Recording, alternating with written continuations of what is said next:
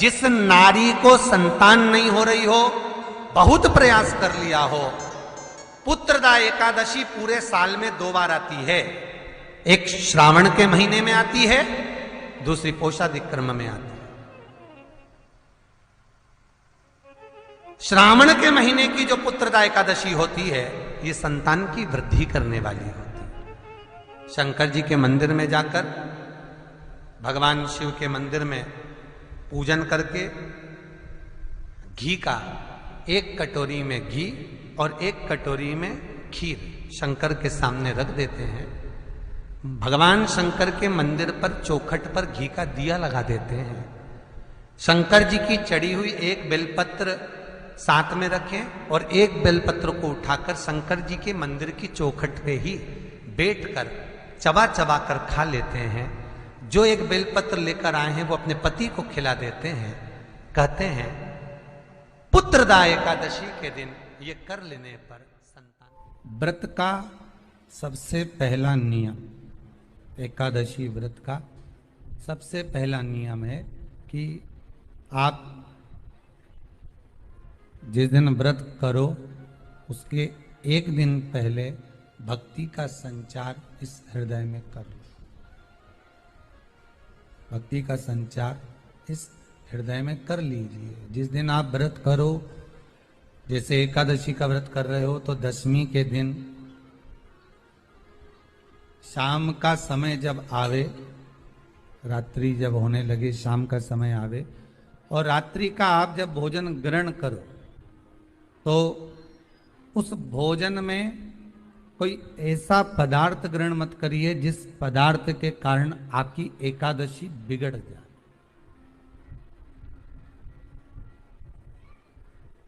एकादशी का दूसरा नियम बहुत ध्यान से सुनिएगा।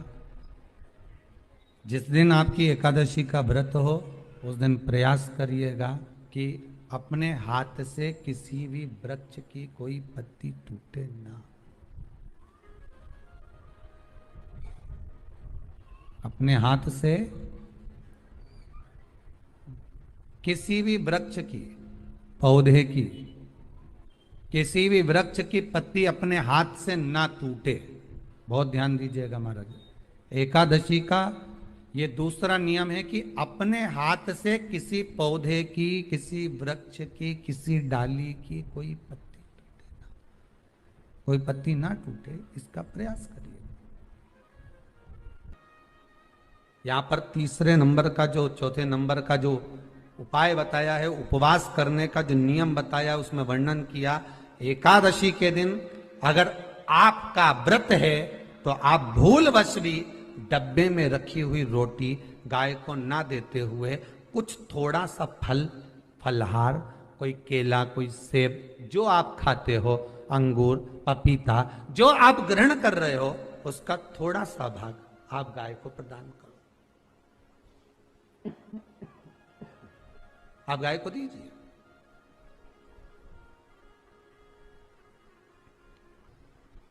रोटी ही दी है, डब्बे में से निकाल के ले गई, गाय आई है, रोटी देना, देव मना नहीं। बाकी के दिन आप आपके बेटे से कह दो रोटी दिया बेटा जा, पर आप अपने हाथों से, आपका व्रत है तो आप फलाहार आप कर रहे हो तो फलाहार का ही दान गौ माता को दीजिए। 5वां वर्णन किया चतुर्थ भाव में, बन सके जितना एकादशी के दिन भगवान का ओम नमो भगवते वासुदेवाय का जाप करें या अपने गुरु मंत्र का स्मरण करें, या जो मंत्र आपके हृदय में समाहित हो, श्री शिवाय नमस्तुभ्यम, ओम नमः शिवाय, राम कृष्ण शिव, जो मन पड़े उसका भजन करें, पर दिल से करें। जितनी देर करते बने उतना देर करें। माला पकड़ने की भी जरूरत नहीं कि माला पकड़ के बैठता हूं तो घट की जिब्या से जप लो, नहीं जी वही उतना में ही पूरा हो जाए, वही बहुत।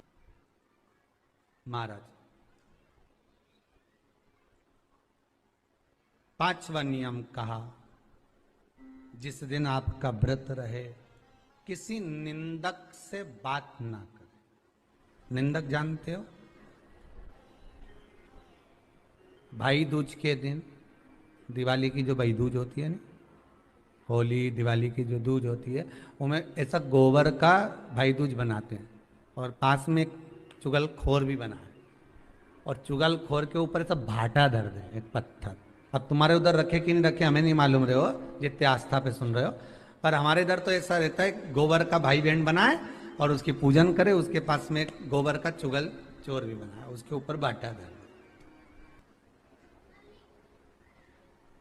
कथा वर्णन कर रही है, निंदक से बात ना करें। मान लो किसी ने आकर आपको निंदा कर भी दी तो तुरंत सूर्य नारायण भगवान का दर्शन करें और 3 बार उनका दर्शन कर कर नेत्र बंद करें, तब जाकर वो निंदा जो अंदर गई है अंदर पवित्रता प्रदान करेगी, तब जाकर एकादशी का व्रत लगेगा। पहले तो प्रयास करो, अगर जो निंदा करने आता है ना तो उसको उस दिन एकादशी वाले दिन दरवाजे पे लिख दो कि चुगल चोर। फिर कहा जीव की हत्या ना करे, अगला नियम है अपने द्वारा जीव की हत्या ना हो, प्रयास करना किसी को कष्ट ना हो। 18 नियम में से एक नियम और, प्रयास करिएगा एकादशी जब भी करें तो द्वादशी से जुड़ी हुई करें, 10वीं से जुड़ी हुई एकादशी कम करें। जो वैष्णवों की एकादशी कौन सी होती है? जो एकादशी द्वादशी से जुड़ी हो, 10वीं से नहीं। 10वीं से जुड़ी हुई एकादशी व्रत कहलाती है और द्वादशी से जुड़ी हुई एकादशी पुण्य फल प्रदान कर कर वैष्णवों को भगवान के चरण में छोड़ आती है। इसलिए एकादशी द्वादशी से जुड़ी हुई होना चाहिए। वैष्णव एकादशी। फिर अगला वर्णन किया गया, महाराज शास्त्र कहता है, अगला वर्णन जो किया गया उसमें बताया, प्रयास करें जिस दिन एकादशी हो उस दिन घर में बुआरी झाड़ू आदि जो लगती है वो दूसरा लगा लें। क्यों? उसका वर्णन है, अगर आप बुआरी लगाएंगे, झाड़ू लगाएंगे, पोछा लगाएंगे तो हो सकता है कोई जीव आपके हाथ के द्वारा मर जाए। अब एक बार ये कथा हमने काशी में कह दी थी। कहां करोगे? सारे व्रतों में केवल एक व्रत ऐसा होता है एकादशी का जिसका उद्यापन पहली एकादशी पर भी कर सकते हो। सारे उद्यापन में केवल एक उद्यापन ऐसा होता है, सारे व्रतों में एक व्रत का उद्यापन ऐसा होता है, वो है एकादशी का। ये जरूरी नहीं कि 26 पूरी होगी तभी तुम करोगे, या तो पहली में ही कर लो या फिर 26 पूरी हो तब कर। पर उद्यापन, अगर तुमको ऐसा लगे कि हाँ मैं अभी तो जीऊंगी हो, अभी तुम्हारा बाल भी धोला नहीं हुआ, तुमको ऐसा लगे तो अभी तो मैं तो बढ़िया, तो पहली पर करने से क्या फल मिलेगा? तो एकादशी की नियमावली कहती है, अगर मान लो आपने पहली एकादशी पर भी उद्यापन कर लिया, इसके बाद में जितनी एकादशी करोगे वो सारी तुम्हारे खाते में जुड़ती जाएगी। मतलब बैंक में खाता खोल लो, ठीक है? खाता खोल लिया, अब जितना कमाता जाओगे उसमें डालते जाओ, जितनी कमाई करके लाओगे उसमें जमा करते जाओ। एकादशी एक बार उद्यापन पहले में भी हो गया तो बाकी का पुण्य तुम्हारे खाते में आ जाएगा, उसका पुण्य। एकादशी का उद्यापन बड़े महीने में माघ शुक्ल एकादशी के दिन, माघ का महीना हो, शुक्ल पक्ष की, जम के बोलिए, एकादशी हो, प्रयास करना कि आप उद्यापन करें, भले 5, 10, 11, 12 जितनी एकादशी हो जाए, 26 हो जाए तो ज्यादा अच्छी है, नहीं तो आप करें तो माघ महीने की शुक्ल पक्ष की एकादशी के दिन आप उद्यापन करें, प्रयासरत करें, प्रयास। बड़े महीने के अंतर्गत जो उद्यापन, हाँ चतुर्मास के अंतर्गत उद्यापन नहीं होता एकादशी का, बहुत ध्यान दीजिए हमारा। ये जो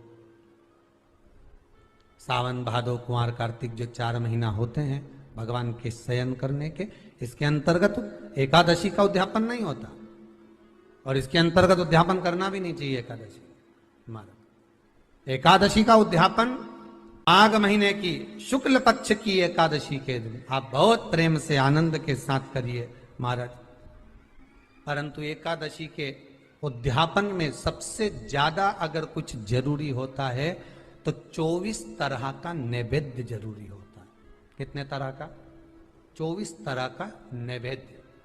अब आप कहोगे गुरुजी उद्यापन हम कर रहे हैं एकादशी का, तो उसमें तो फलहार का हमें नैवेद्य बनाना चाहिए। तो फिर ये पुराण के अंतर्गत स्कंद पुराण में ये चीज लिखी है कि एकादशी का जब उद्यापन करते हैं तो 24 तरह का नैवेद्य बनाकर सिद्ध करते हैं। 24 तरह का नैवेद्य जान रख लेना, हलवा बना लो, खीर बना लो, पूड़ी बना लो, सब्जी बना लो, पकौड़ा बना लो, भजिया बना लो, ऐसे 24 तरह का नैवेद्य अलग अलग चाहिए। पर लोग क्या करते हैं, खोपरा पाक बनवा लेते हैं 1-2 किलो और 24 जगह रख देते हैं। स्वीकृत नहीं है। 24 तरह का नैवेद्य रखा जाता। महाराज एकादशी के दिन भगवान का पूजन का पूरी तैयारी कर कर मंडल आदि बनवाकर विद्वान ब्राह्मण को बुलाकर, कर्मकांडी ब्राह्मण को बुलाकर जो भगवत सेवा में एकादशी का उद्यापन कराए, उन ब्राह्मण के चरणों को नमन कर कर, प्रणाम कर कर एकादशी का पूजन करवाइए और उस मंडल की पूजन कराकर हवन द्वादशी को कराइए। एकादशी को हवन नहीं। एकादशी के उद्यापन का जो हवन होता है वो द्वादशी को। कथा का विराम होने जा रहा है। श्रावण का पहला दिन, वैसे तो अभी आप गुरु पूर्णिमा की कथा सुनेंगे तो उसमें हम वर्णन करेंगे इस चीज का। श्रावण का पहला दिन और श्रावण का समापन का दिन,